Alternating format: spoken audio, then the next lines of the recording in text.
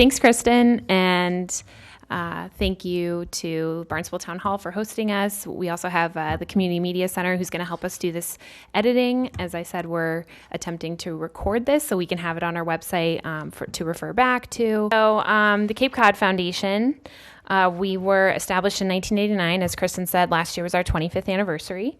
So we're one of more than 750 community foundations around the country whose overarching mission is to match community resources with community needs. And our specific mission is to build permanent charitable resources for community betterment through informed grant making and civic leadership. So in 2014, last year, we distributed more than $2.5 million in grants and scholarships back to the community, bringing our 25-year total distributions to more than $52 million. Community foundations are actually a legal classification with the IRS. So we're a unique type of foundation because we're actually 501c3 public charities, and we're established to serve a particular geographic area. So our primary service area is Barnstable County, and that's where we focus our discretionary grant making.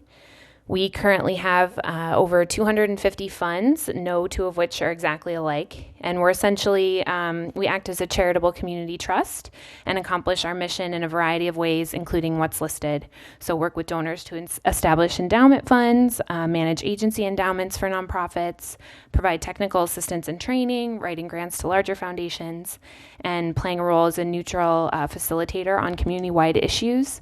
And an example of that would be our work with the Cape-wide Youth Action Plan. So we have 8 different discretionary grant-making programs that are open for accepting requests from the community. So they're discretionary because volunteer grant committees have discretion with the approval of our board over how those dollars are distributed. But with the exception of one program, they all have some type of focus. And even our most general program has field of interest funds that we use. So we actually have very little unrestricted funding. So these are our current grant-making programs right now. Community impact grants, that's the focus of today's session, and our kind of core grant program. Community impact grants are broken down into 2 parts. So general grants are requests of less than $5,000 to address emerging opportunities, launch creative initiatives, and cover costs of small one-time projects, and those are accepted on a rolling basis anytime throughout the year. And strategic focus grants, which have an annual deadline once a year, and that those address strategic initiatives and more long-range organizational capacity building, but I'll give you more details on that later. So we have the Falmouth Fund and the Chatham Fund. The Falmouth Fund was our first geographic field of interest fund. So the Falmouth Fund's distributed more than $200,000 in its 6 years of grant making. They have a similar program to Chatham. The Chatham Fund has done 2 years of grant making. For the Chatham Fund, organizations have to be located in Chatham, but for Falmouth, they can be located anywhere. They just have to serve the residents of Falmouth. And both have annual deadlines in the fall. And these funds kind of act like a mini community foundation within the towns. We have the Gay and Lesbian Equity Fund, the GALE Fund, which focuses on raising awareness and support for issues affecting the gay, lesbian, bisexual, and transgender community on Cape Cod and the islands. And we're currently accepting applications for the GALE Fund right now. It's an annual spring deadline, so this year the deadline's March 13th. We also do Cape Youth Force, which is our youth and philanthropy program. The Cape Youth Force has been doing grants since 2004, I believe. So we work with different high schools and different students around the Cape. They help us create priorities, guidelines, criteria. They review grants, evaluate, and give out money. So this year we're working with juniors and seniors from DY. So it's open right now. It's April 1st deadline, and we're looking for projects that support youth on the Cape with a preference for programs that serve Denison and Yarmouth students, because we're working with DY this year.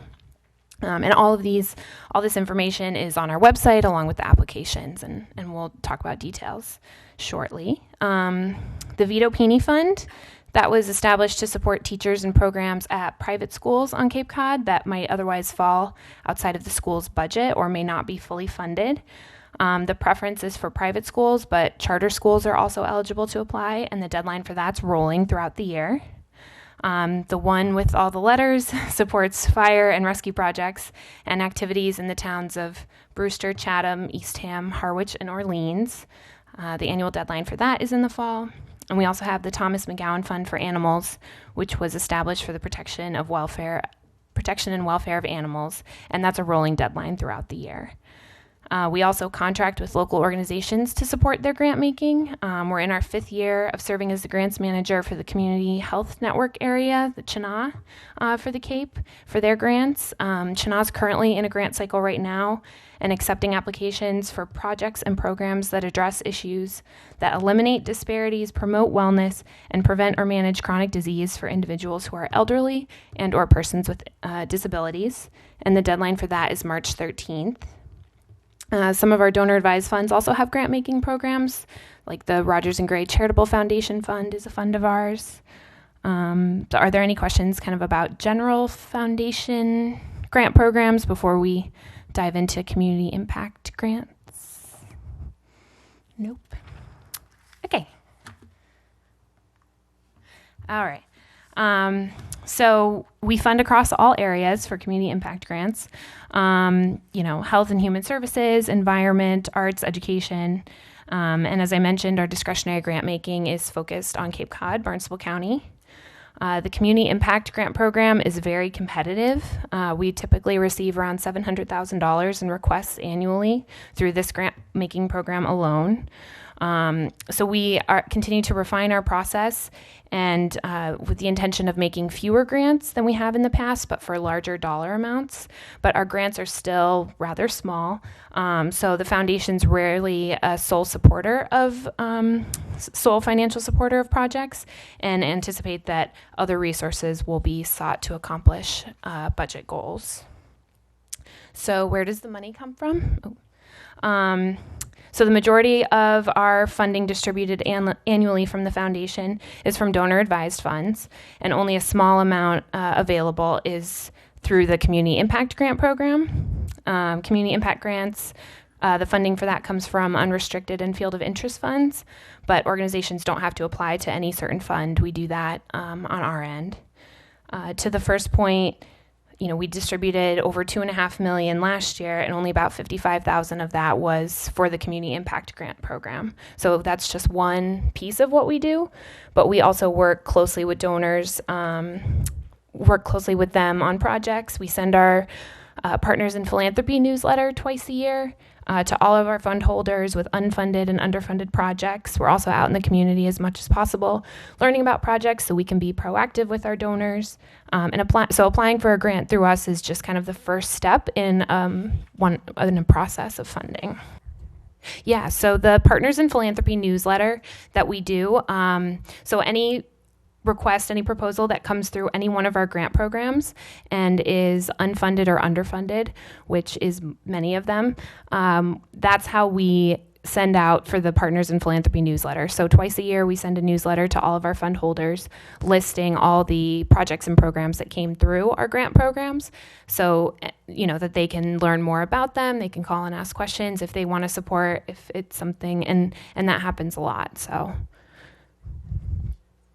yeah, and we also work with other foundations and funders to share ideas, share projects. Right, so if we partially fund something, or it was a really great project or program, but we're not able to fund it because of the lack of resources, that's when we send it to all of our fund holders, and they might be able, through their donor-advised fund with the Cape Cod Foundation, hopefully we'll be able to support. And then also, as I mentioned, on an individual level, if we know that donors are interested in certain areas or certain organizations, we'll bring those ideas to them to see if they have interest and if they can support it. Okay, so types of organizations that may apply. You have this in your handout. Basically, if you are not a 501c3, you have to partner with a fiscal sponsor who is. Or if you're a school or government agency, you have to have a letter from the head of the agency acknowledging responsibility for funds received. For schools and municipalities, there's always, kind of that extra challenge of showing why private support is needed, why support from the Cape Cod Foundation. So this is on our website, and again, in your handout.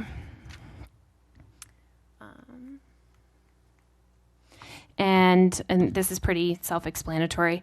In general, for proposals, the foundation won't fund capital campaigns, endowment building, monuments and memorials, or capital improvements. And again, our grants are typically are very small, although we're working on that. So, some of those larger requests aren't funded in general.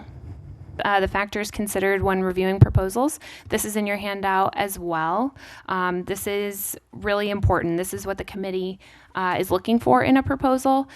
On one of the pages, there's questions and they're defined a bit more. So this is no secret. This is what the committee looks at and uses to rank proposals. So it's important to address all of these factors and these points in your proposal. So the details about the community impact requests. In 2009, the Cape Cod Foundation's Community Impact Grants program was divided into two different programs, general and strategic focus, as I mentioned. In general, we anticipate distributing about 35% of available discretionary funds through general grants and about 65% through the strategic focus grants on an annual basis. So that's for the Community Impact Grant program. An organization can apply for both types of grants within the same year. If they receive a general grant, you must wait 1 year from when that general grant was received to apply again for a general grant, but you can apply for a strategic focus grant in that same year. And also mention that all grant reports must be received for past grants prior to being considered for a new grant request. For general grants, here are some examples of things that general grants might support. This is also in your handout as well. These tend to be more programmatic, pilot projects and idea testing, program planning, needs assessments, feasibility studies, one-time programs, small equipment to support key programs. That's a common question about the equipment, and the piece key programs is important. General grants really aren't for equipment for operations. So if it's operational equipment, that's not really what the committee's thinking, but something specific to a program, a computer for an after-school program or something like that that's supporting a key program rather than operational. So the application process for general grants, we have the guidelines on the website. They're accepted on a rolling basis anytime throughout the year, so you can apply whenever. It's all online, as I mentioned. The online program, you have to put in a deadline, so it's 2060. Sometimes that throws people. It's just because you have to make a deadline and it's rolling, so apply whenever. Don't worry about that. So the grants committee meets as volume dictates, but at least once a quarter. So, feel free to call me if you want to talk through multiple ideas for projects or timeline, when's the committee meeting, here's when our event is, or whatever, that's what I'm here for. Grants, again, this is in your handout. Strategic focus grants, they're larger requests. They have a more in-depth application than general grants, including a place to upload letters of collaboration. And I'll just say letters of collaboration that demonstrate integration of resources, not letters of support. But the difference between general and strategic focus grants is much broader than just the dollar figure, the 5,000 more or less. They have a different intention. Where general grants are more programmatic, the goal of strategic focus grants is capacity building for the organization and long-term goals. So the foundation defines capacity building as actions that strengthen a nonprofit's ability to operate more effectively at an organizational level. So something that's strengthening the organization. And people ask this question a lot. It's over 5,000, but is there, a maximum amount that you can request? And we don't give a top amount. You can look on our website. We list our past grantees, so you can see a range of what our strategic focus grants typically are. But again, we know we have limited funds, so it's difficult to be the sole funder of a project. And the committee, likes to see the bigger picture request and what other community support there is for the project or program.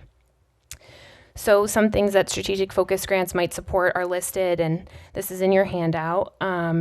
Startup of new programs, initial staff expansion for organizational growth. The sustainability is a big thing. We get a lot of staff requests, but not as many for the sustainability plan of those staff requests. So that's really key in asking for staff. collaborative projects to address complex regional needs, enhancement of existing programs with a proven track record of success, programs that have potential to be replicated or duplicated, and implementation of components identified through a strategic or development plan. That's also a good example, a question that we get a lot for strategic planning. If you're going through a strategic planning process and looking for funds to fund strategic planning, that would really be a general grant. But after the strategic planning process is completed, you have your goals, we're going to take the organization to this next level by implementing some of those things. That would be strategic focus. Are there any questions about that, or does that make sense? So, for example, a couple of years ago, we funded the education coordinator for the cultural center. And so they made the case in their proposal. They had projected out a few years based on the education center that they were building and the programs that they were going to be able to do as far as generating additional revenue for the existing center, as well as the additional space that they would have in the educational center to help sustain the operations, which would help support that position. So, I think one of the things that's tough is, having say you're requesting funding for a development position and then saying, well, that person's going to, fund their own position, or we're just going to keep writing grants. That's really not what we're looking for. It's really more of like how it fits into the overall goals of the organization. Is that helpful? Okay. Okay, so far, none of this has been new. Where are the changes, you might ask? So the addition of a letter of inquiry into the strategic focus grant process is what's new for this year. So last fall, we put out a survey to organizations asking what types of support would be most beneficial. We asked questions about our process, our deadlines, how we could best help to continue to meet needs. So we had 188 responses. So we learned a lot from the survey, including that the majority preferred a rolling deadline. So for most of our grant programs, we are maintaining the rolling deadline. And as far as the committee goes, I think many people know we have a grants committee that's made up of board members and community volunteers from various sectors, geographic areas, backgrounds. And as Kristen mentioned, last year was our 25th anniversary year, so we used that opportunity to reflect on who we are as grant makers, our impact, how we can improve our process. So during this review, we really wanted to be sure that the committee's intention of strategic focus grants and what we were putting out there in the organization's idea of what types of support would be funded would match. Many proposals seemed focused on the dollar amount, is this project more or less than $5,000, but not really what was being requested. So we just wanted to be sure that we were clear up any confusion. So we've done some analysis with our committee and board, and we've used other community foundations as models to develop changes that we think respond to some of the issues, and also to other questions and challenges that have come up over the years. So the big things for the letter of inquiry, we want to make sure that we're meeting organizations' needs. We want to work more closely with organizations throughout the process, provide the opportunity to answer questions and provide feedback. It might be, the committee has a question in the review process, and it might be just a simple answer. It is difficult to convey everything on paper or now online. So being able to ask some of those questions at the front end and providing feedback and just working more closely through the process, and be really clear about the types of projects and programs that would be considered. So that being said, the LOI is new and it's a learning experience for us this year, so we welcome feedback, what's working, what might be helpful for you, and whether the process is meeting your needs. So you can see the application process. The LOI, the deadline for that is September 10th, and then the committee will review and evaluate the LOIs and be back in touch and invite select applicants to submit by October 1st, and then the full deadline will be November 1st. So the timeline for the project as opposed to the request, so strategic focus grants, they're just the one-time annual deadline in the fall, and the grant period is a year. So the funding period for our grants, for both general grants and strategic focus, is 12 months. So especially with the strategic focus, it doesn't mean that your overall project doesn't have to be completed within that 12 months, and likely it won't because it's a larger piece. But the portion that's being funded should be completed or at least have made progress within that 12-month period. From the date that you receive your letter, you have 12 months, right? And we do ask for our general grants and strategic focus grants for reports at the end of the cycle. So these are the questions for the LOI. Again, we're really hopeful that this will provide the opportunity to work more closely with organizations through the process, allow for refinement, have questions answered, and ultimately support projects that are well aligned. So these are the basic questions. It's a simple application, kind of short and sweet, to give the committee the main points. So the basic information: project summary, collaboration, outcomes, and then project budget, not detail at this point. And so that's what the LOI asks. And there are word limits on the questions, so just to be mindful of that. And it's on our website now. If you wanna go look under grants and strategic focus grants, you can see the LOI. It's up there, so you can preview it if you don't want to start a login or anything at this point, or just nothing will happen with it for a while because the deadline's September 10th. But feel free to go online and check it out. So the question was about for strategic focus, notification of awards is in December, grants in December, so it's 1 year period.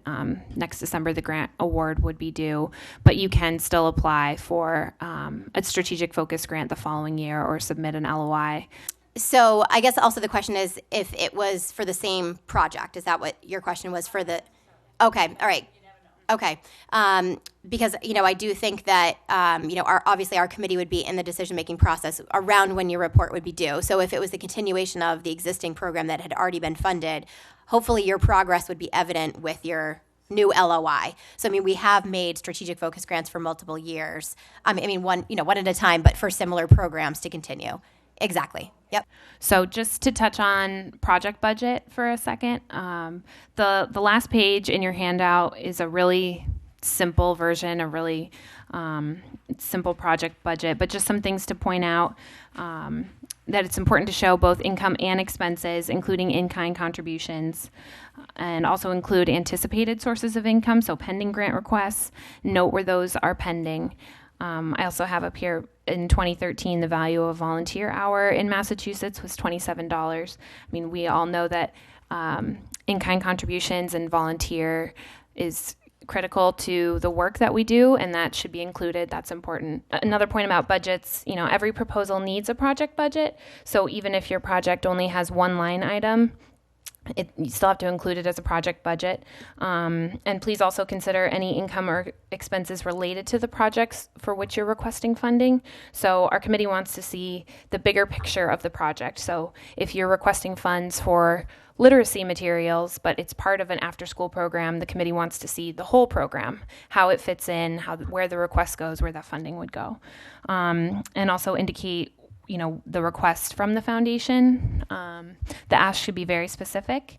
And, the budget really helps tell the story. So sometimes it's helpful to do your budget before you actually write the narrative, because it will help frame the project that you're requesting.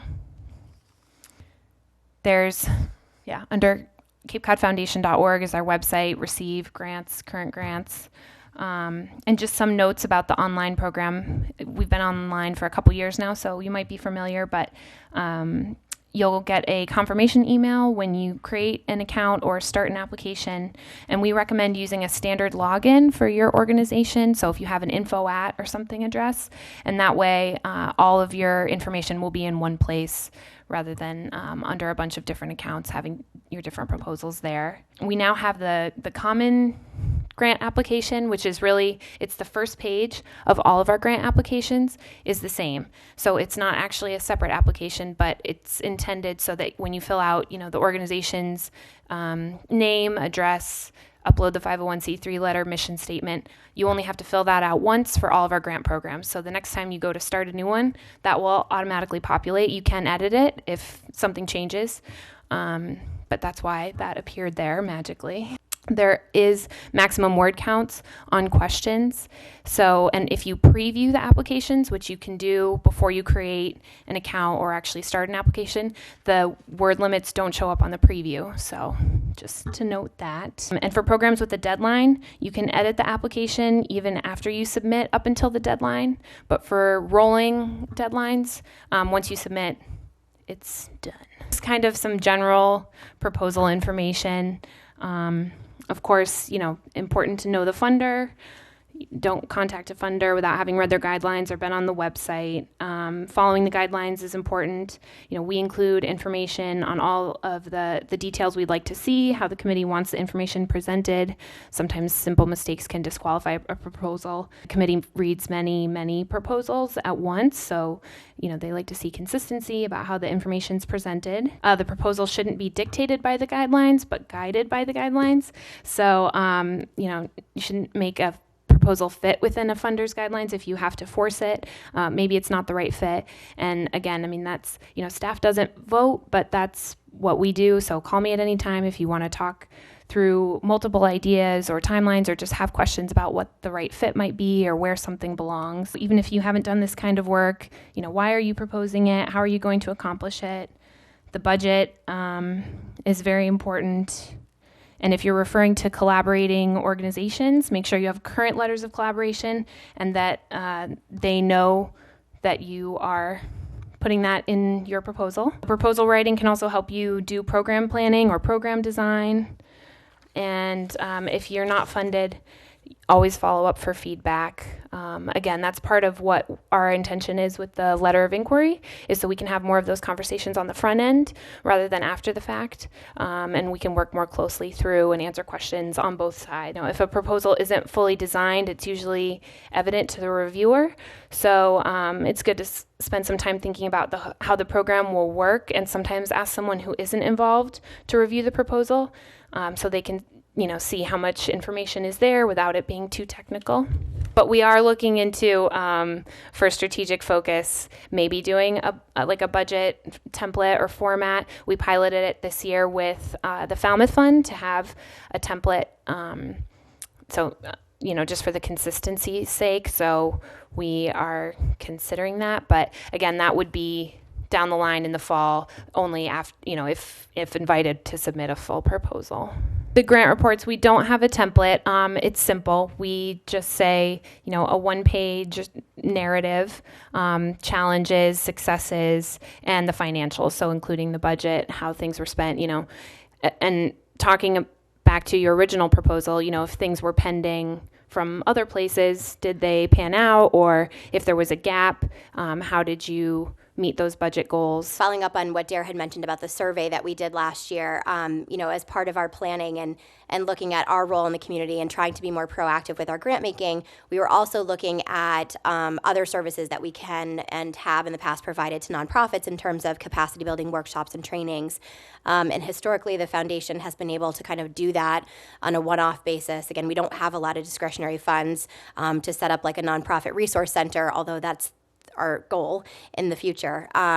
So we spent a lot of time last year, probably the entire year, speaking with groups that are local, that are doing trainings and workshops and things already, sort of who's doing what, and also having conversations with organizations that are off Cape that want to bring their resources on Cape.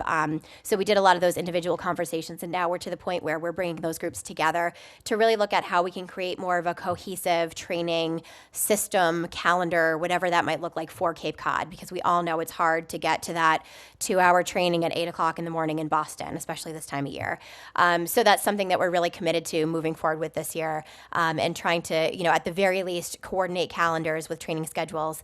From a budgeting standpoint, a training comes up and then 6 months later you see this great thing and your training budget's already done and you're like, oh, if I had known about this one, maybe I wouldn't have done this one. So we're just trying to look at those opportunities. So any information or thoughts or advice or suggestions you have for us as we go through that process would be really appreciated. So we'll keep you posted. Feel free to call me, email me.